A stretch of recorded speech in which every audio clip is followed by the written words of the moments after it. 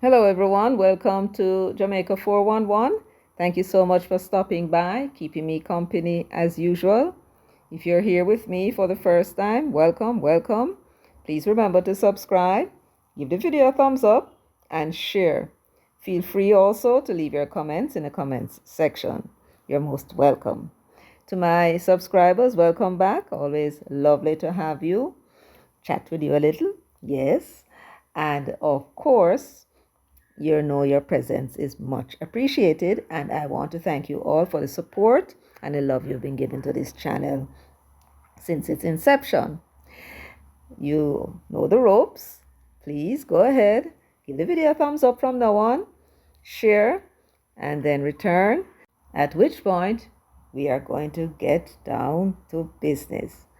So now that you're back, I want to thank you all very much for liking and sharing and being so nice and cooperative. All right, so now that you're back with me, let's get down to business.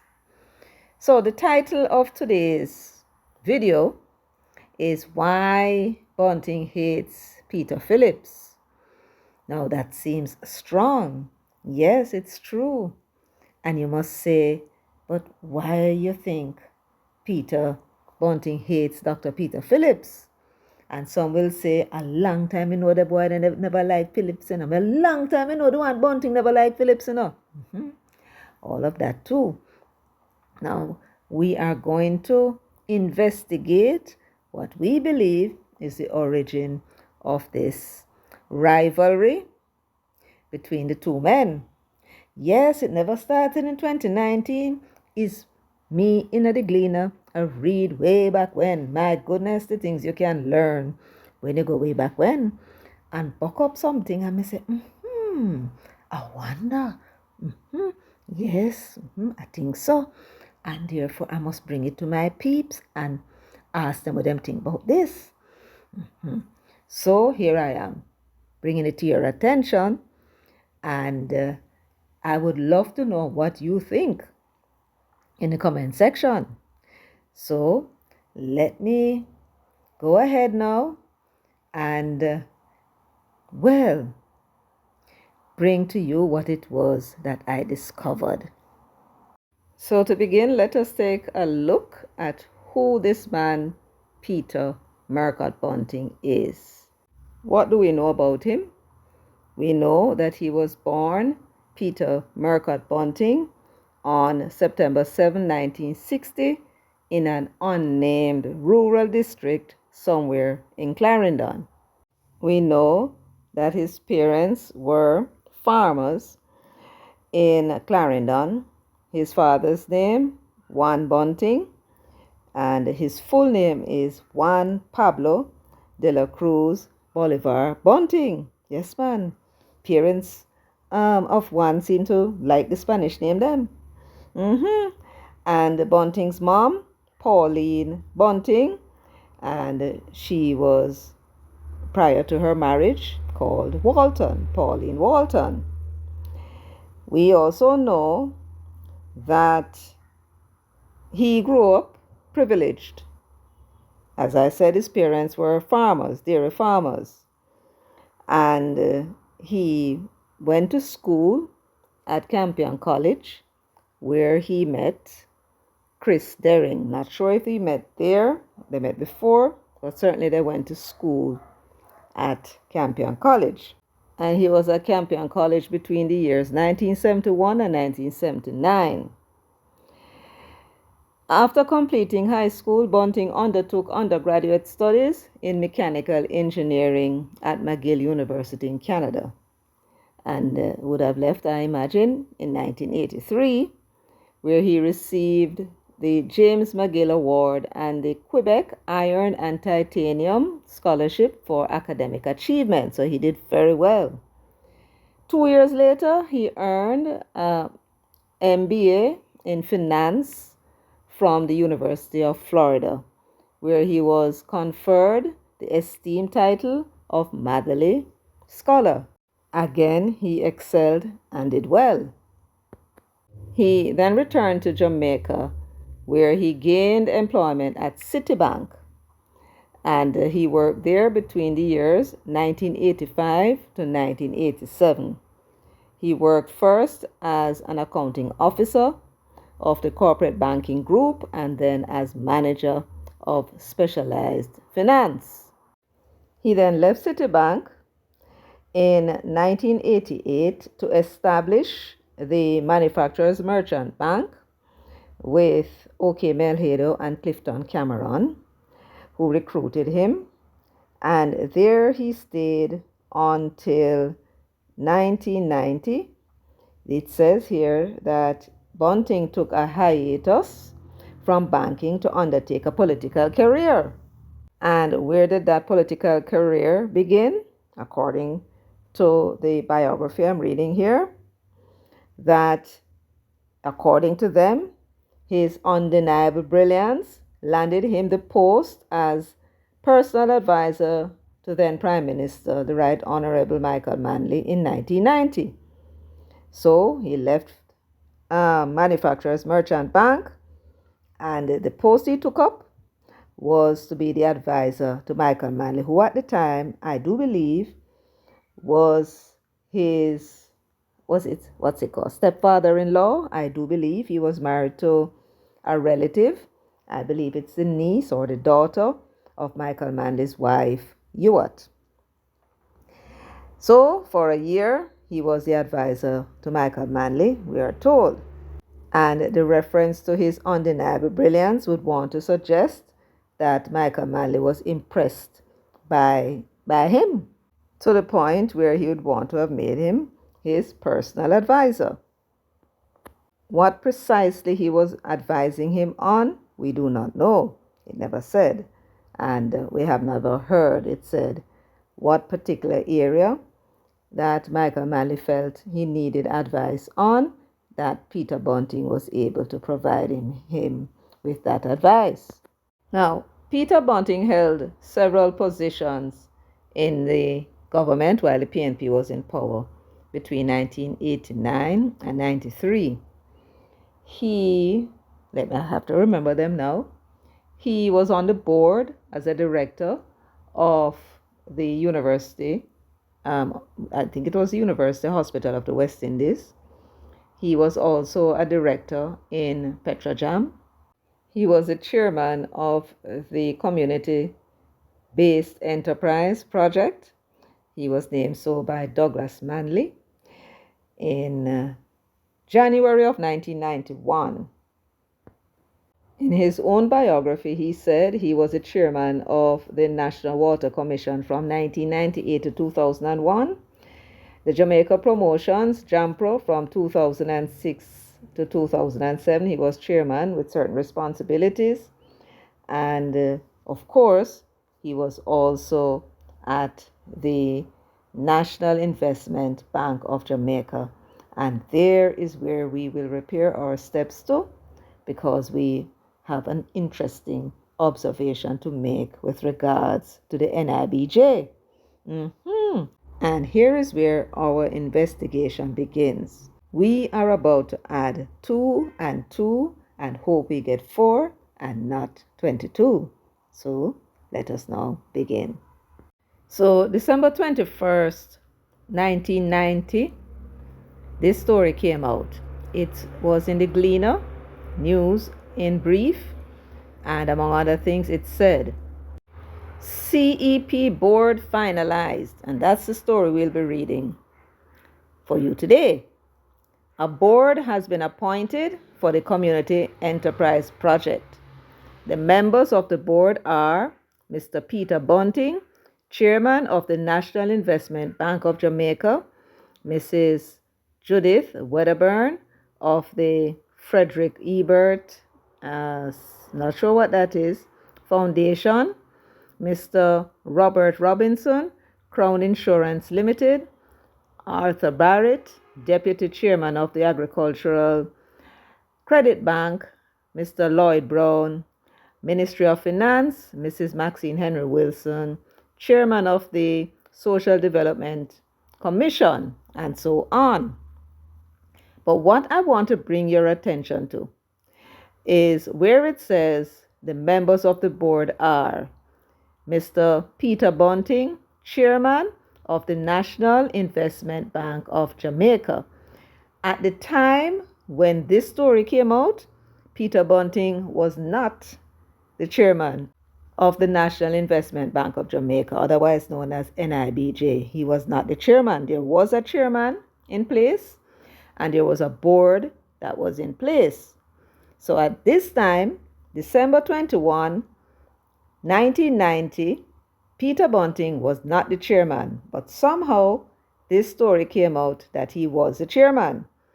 We're going to now look at another news item. Now, this came out in the Flair magazine, Monday, December 24, 1990, 3 days after the other story published on page 12 of Flair magazine. And this was what they ran. Now, this section of the Gleaner is for entertainment purposes. It's kind of a sus, a little sus page. Yes. And so it says, climbing Bunting. That's the heading.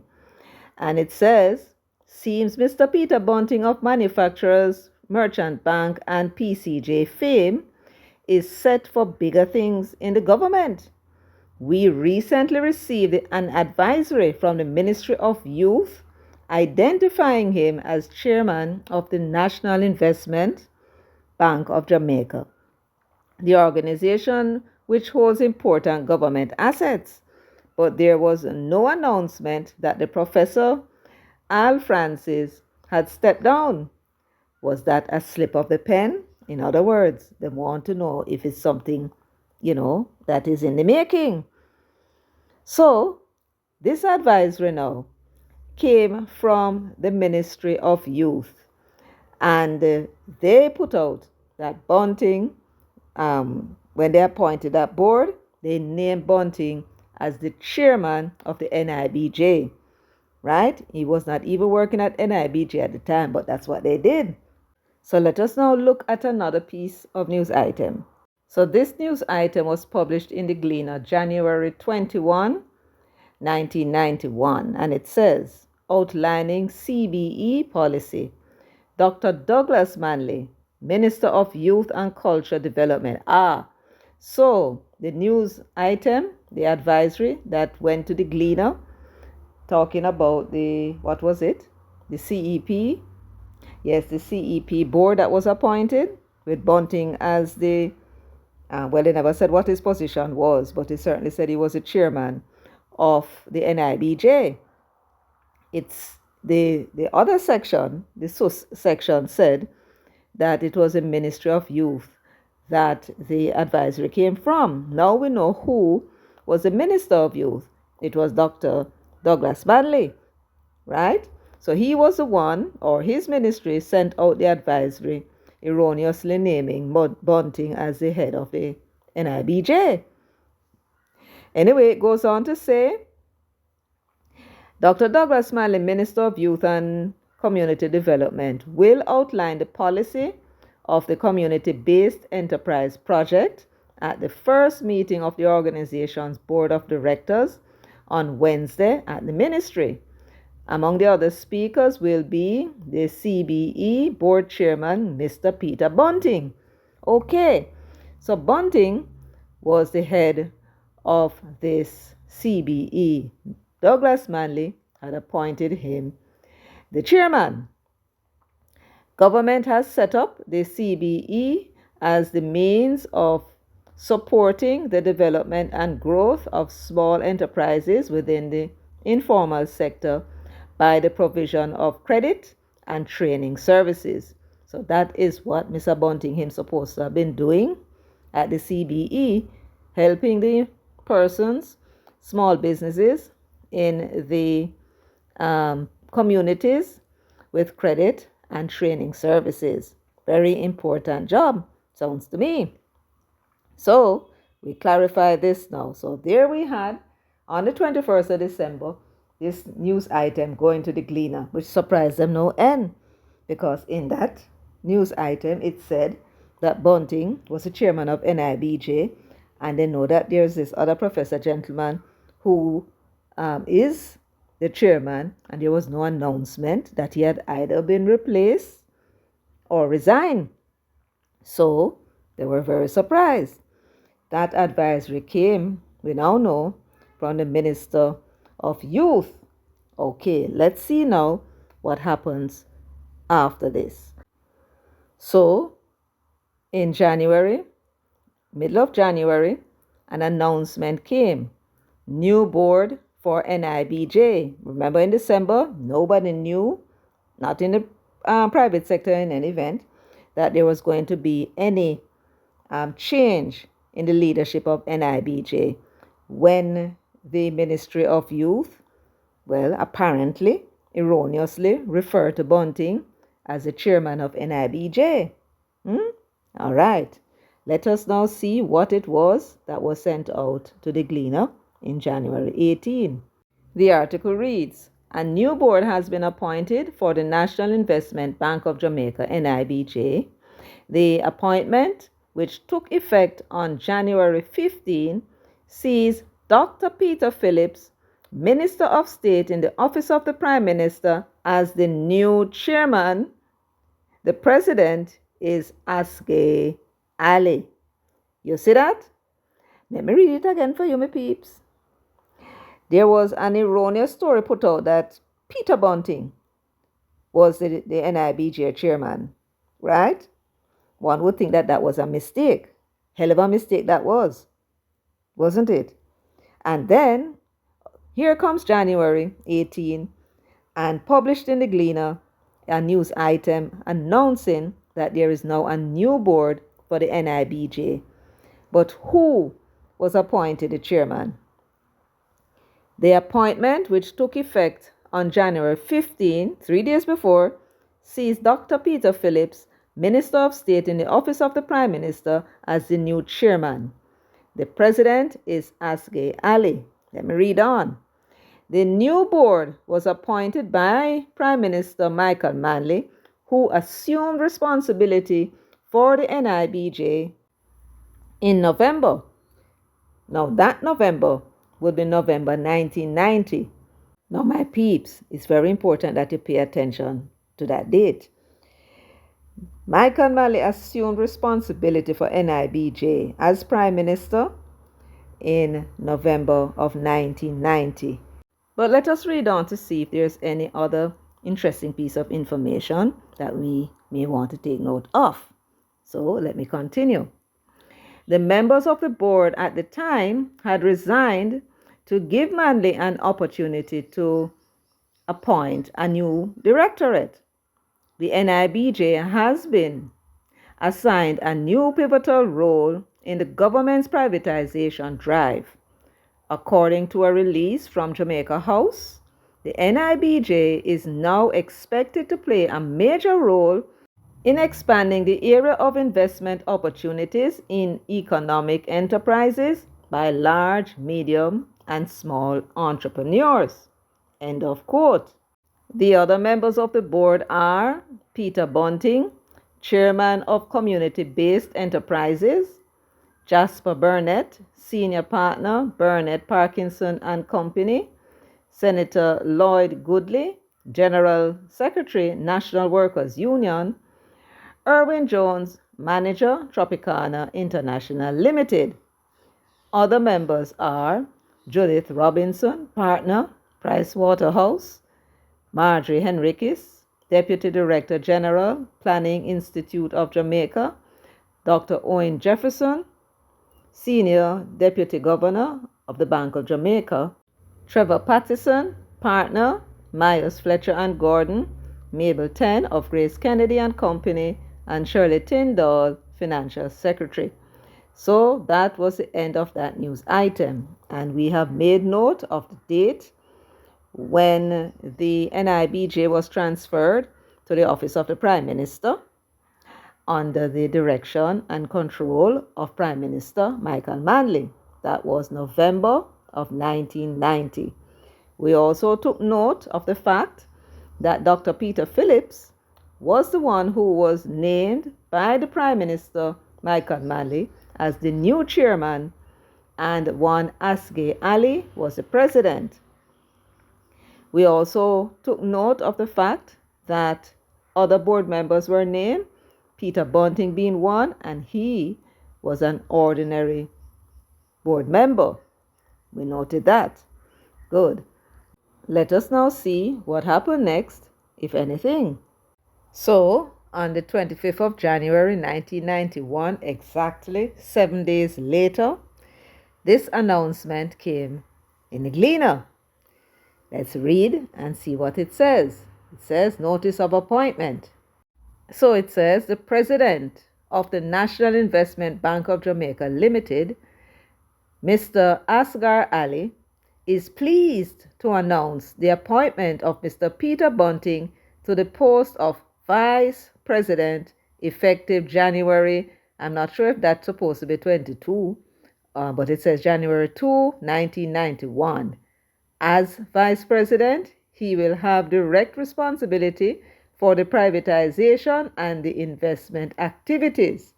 So, this was the announcement that came. 7 days after, it was published in the Gleaner on January 18, 1991, that Michael Manley had named a new board to the NIBJ. Bunting being an ordinary board member, suddenly, 7 days later, it was published that a new appointment was made. Mr. Bunting was named the vice president. Right?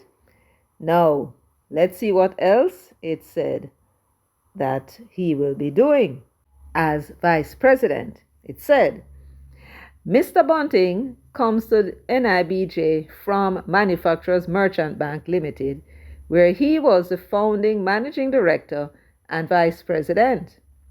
Under his direction, that institution established an enviable record in the near banking field.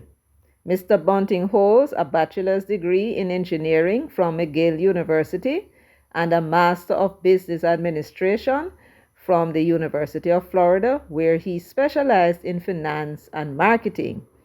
He was previously with Citibank NA as specialized finance manager with overall responsibility for development and marketing of asset-based products and the Jamaica Debt Capitalization Program. That one we must look into. He is the chairman of the Community-Based Enterprises Board, chairman of the Advisory Committee on the Deregulation of the Petroleum Industry, and a member of the boards of the Petroleum Corporation of Jamaica and the University Hospital of the West Indies. You see how much posts him have?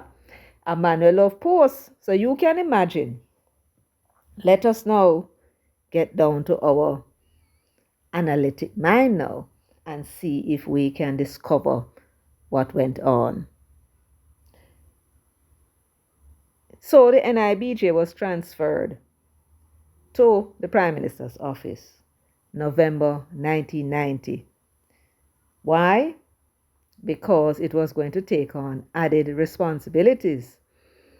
It was going to be responsible for the privatization program, a very ambitious program that had started from the 80s, but the PNP government was going to aggressively pursue the sale of these assets that the government held, which it never really intended to hold in the first place, not so many. It was because of the people running away and the government took over these businesses or bought them, as the case may be, like NCB and so on. So, November 1990, it was transferred. Now, who was it that was advising Michael Manley at the time? Do you recall? Yes, it was Peter Bunting. For 1990, they said he was a personal advisor to Michael Manley. Yes, ma'am. So we can now put 2 and 2 together, and I think we can feel safe that we will come to 4. If we were to say that it was Peter Bunting who may have advised Michael Manley that the government should consider putting the privatization program into the hands of the NIBJ. The program at the time was scattered. Whichever ministry holds the asset, they would have their own privatization program. So the idea was to consolidate the whole program, and the NIBJ would be responsible. Being such a responsible and such a big project, the idea is that it should have gone to the Prime Minister's office, where he can oversee the process. Where would that idea come from? Again, we suspect at Jamaica 411 that Bunting would have advised Michael Manley to that effect. As to who now would chair, the question now we must ask of Mr. Bunting. So we're going to call him Mas Peter. Forward, Mas Peter. We have a question for you. Come, sit down beside Sister Michelle. Come, let me ask you a question. So, Peter, did you make it clear to Michael that you were interested in, being the one that is in charge of the divestment program? Yes, I imagine you would. That's why you got that job. Because before them name you vice president, that was what your job was. Isn't that true? Yes, that's what they put you on the board for. But of course, being a man that love position, and I can't say I blame you, because you can't come from such a heady position as the manufacturer's merchant bank, where you were the head man, and then come and sit down on the board to the likes of people like Peter Phillips, a technocrat. A bright fellow like you. No. So you must have kick up one backside. You did kick up backside? Talk, man, you can't tell when we now, over here, we not blame you, no. Not blame you at all. Me probably kick up backside too. That I did not get a position, and so one was created for you. Now that happened. Talk, man, it's all right. Over here, we are very friendly, We're not unkind to people who are ambitious. We are very understanding. So you kick up one backside, and they decided what they're going to do is to make you vice president. Yes, that's right. So the problem now is Dr. Peter Phillips. I was not able to ascertain how long he was the chairman of the NIBJ for, but for certain, you as the vice president would have been responsible for certain things. Now, in sharing your ideas with Michael, this are just between me and you, we know, right? Now going no further. Were you the one who told Michael that as a means of attempting to sell these loss-making government entities, to make them attractive to investors, what the government should do first and foremost is to retain a certain percentage of the shares? 25%? Yes, at one time you wanted to hold as much as 51% in Air Jamaica and have the minority shares of 49% held by somebody else, but nobody now agreed to that, because government's priority is not the same as private individuals' priority. So he suggested that you just retain 25%, 5% to the employees in the shareholder, epoch, and then you can sell the other 70% to whoever. Now that you suggested, and then you said, tell me if I saw it go, that what would make the deal very attractive to investors and make them want to buy it fast is that when there is profits, the share of profit would now be 75% to the shareholders and 25% to the government, right? Because government has 25% of the shares, so then get 25% of the profit. Perfectly reasonable. But hear this, and this is how we figure, Mas Bunting say, you must have been the one to make the suggestion, because this is certainly an innovation. Never before has anybody, I'm sure, heard of any such thing. At least I didn't. I confess. But here is the thing. When there is a profit, everybody gets what they deserve. You have only 25% shares, you get 25% of the profit. The other parties have 70% of the share, they get 70% of the profit. The workers have 5% of the shares and they get 5% of the profit. That's how business works. But there was something else that was put into the deal, if I recall right, for Air Jamaica and for JPS, and we don't know what other companies that it may have been done for too. Very possibly the sale of the sugar, factories. But the next side of the deal, which is an innovation and no mean order, is that when there is a loss, when the company make a loss, that loss is also distributed. But here is the difference.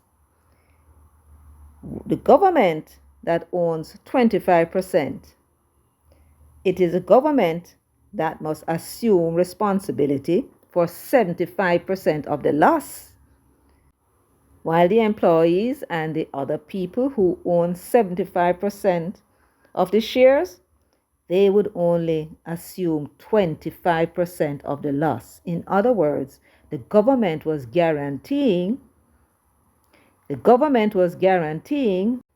debts of these businesses it does not own. The government having only 25% of the shares does not have control over the company. The private sector individuals who had a majority share of 70% or 75%, it is they who have control of the companies that the government is now guaranteeing the debt for, which means they can run up any old damn debt that they want. The government going to back them up. And that's exactly what happened with Air Jamaica. But we not reached there so yet. But we are reason. It was you who came up with that idea, not true? And you told Michael, You did tell Michael that? Yes, me know, man. And what Michael did say, did agree? Me not think he would agree to that at all. PJ now, different story. But me not think Michael would agree with that. And is that the reason why you kind of fell out of favor with Michael? Where him kind of looking at you askance now, and I wonder what kind of thing that you are going to bring to him. That taxpayers must guarantee the debt of private citizens, that the government must have no control over this company, right? That it is guaranteeing the debt to drive up the debt on taxpayers. Are you do that, Bunting? You can talk, confession is good for the soul. Was it you who advised the government? It would now be PJ, because I doubt very much Michael would stand for any such nonsense. Right? You would have gone to PJ and suggested to PJ, these businesses are, boy, them look away. Them are loss makers. And to get people to buy them, we have to make it attractive. Was it you also, Bunting, that suggested to PJ that he should, when he's selling the JPS, in order to make it attractive, that he should guarantee the profits of what? Between 17.5 to 25%. You're guaranteeing the profit. So no matter how inefficient they are, at the end of the day, they must get between 17.5% to 25% profit, which means that the price of the electricity is going to go up to meet that obligation. That is an innovation too, Mass Bunting. And if you say you did tell PJ to do that, did you? Oh, you're just a smile, so. A human. Why? Because you want to make your job easier. Not true. Nothing wrong with that. Nothing wrong with that. It's a PJ, if you have sense, you know, so you shouldn't do that. So in the long run, Mass Bunting, somewhere along the line, Michael Manley wasn't so impressed with your, what did they say? What you call it in your biography? Bunting's undeniable brilliance landed him the post as personal advisor to the Prime Minister, the Right Honorable Michael Manley, in 1990. So in the end, Michael wasn't all that impressed by your undeniable brilliance, was he? And is that the reason why he sidestepped you? And even though it was your idea, decided to give the chairman position to Dr. Peter Phillips? Dr. Peter Phillips was already in the office of the Prime Minister. He had trust in his maturity and that he would not be suggesting such damn nonsense to him. Talking about imposing a cost on the taxpayers. Because, Bunting, some of you don't realize, you think you pay tax and you pay tax, It's the poor people who pay tax, the final consumer. That's who pay the taxes. When you go out and you sell your product and they buy it, right? And you pay your taxes and you pay all your bills out of it. That's where the money come from. It's the consumers. So when you go to Michael Manley with that is the reason why we'll start to look at you funny. Can realize you don't understand nothing. Not only are you setting up the government for rapacious business people to be as inefficient as they like, because it don't matter what they do, the government will back up the debts that they incur by assuming 75% of it, right? All of that is going to go back to this poor man. That's what Michael understood, but you never understand that. And it's from then they realize that you are not a socialist. You were, and you still are, a capitalist. Want to always screw over the taxpayers while getting as much as you can out of it. You wanted to set up things in such a way that the owners of the capital will get the lion's share of the profits and the government get only 25% or however many shares they have. But when it comes to the debt, as a result of their management of the entity, you want the government now and the taxpayers of Jamaica to hug up the losses that entity made when the government has no control over it. That was a sweetheart deal of no mean order. What a heap of kissing the galang in that the deal, Ibra. Talk about sweetheart deal. And therefore, your vexation now with Dr. Peter Phillips. Dr. Peter Phillips, what you blame him for? What did he do? What did he do?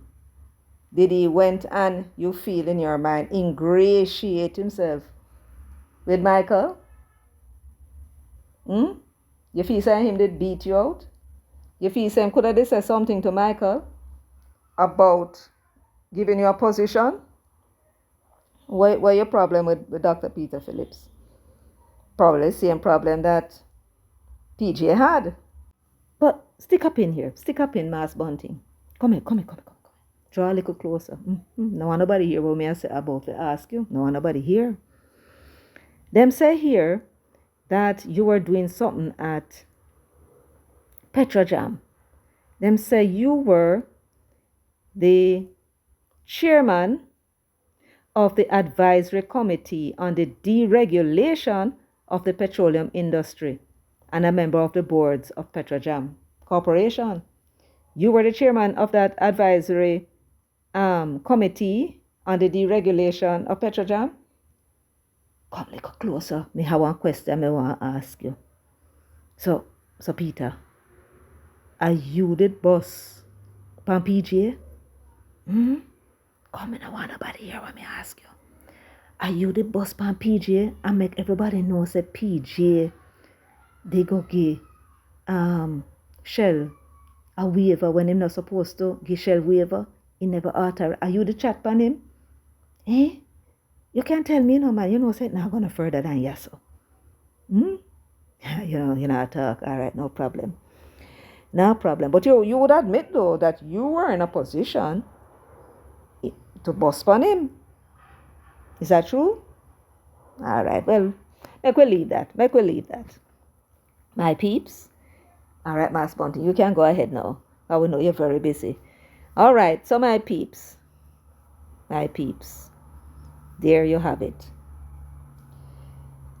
We at Jamaica 411 is aware that certain innovative actions were taken during the period early 1990s. Mr. Bunting is the one who admitted to having dealings with the government where he was giving them advice on certain issues that they were having with the budget. We read in his biography that they talk about his innovation and his brilliance and his leadership skills and all them kind of thing there, right? And a peculiar decision was taken by government to negotiate these divestments in a way. And he was the man who was in charge of that portfolio.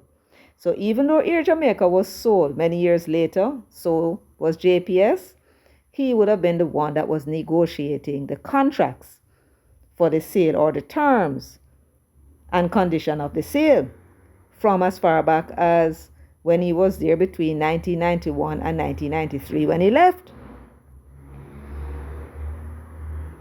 So these ideas about the government guaranteeing private individuals' debts, right? Not government, not government entities' debt, you know. Private companies' debts as a means to make the sale of the asset more attractive to investors is the craziest thing one can ever imagine they would hear. Where did the idea come from? Mr. Bunting, answer our question. Was it you who advised the PJ Patterson government that in order to sell the portfolio of loss-making government-owned entities, companies, such as Air Jamaica and JPS, the government had to give concessions to investors? Was it you who suggested that? And what did Peter Phillips say when he heard that that was what you were proposing? Did he agree or did he disagree? And this problem that you have with Dr. Peter Phillips, because you had a problem with him, that you then use later on to ensure that he never became prime minister, even if you now become prime minister either. You now get it and him now get it either. Because you could have did work with the man, you know. You could have did shake hand and hug like brothers and say, all right, comrade leader, you know it go. The party alive now and electrified now. Let us now work together and go for the win. You never had no intention to do that, because one thing you did not want is that for Peter Phillips to become prime minister. And it had nothing whatsoever to do with Portia Simpson Miller. It had to do with something else. And what exactly would that be, Peter Bunting? When did Dr. Peter Phillips eat your white fowl? That's what we want to know. My peeps, that's where we're going to leave it for today. Let me hear what you think in the comments section. I want to know what your views are on the pieces of evidence that I brought you. Please feel free to comment. So once again, I want to thank you for giving the video a thumbs up, for sharing, subscribing, and leaving your comments in the comments section. Until next time, take good care of yourselves and walk good.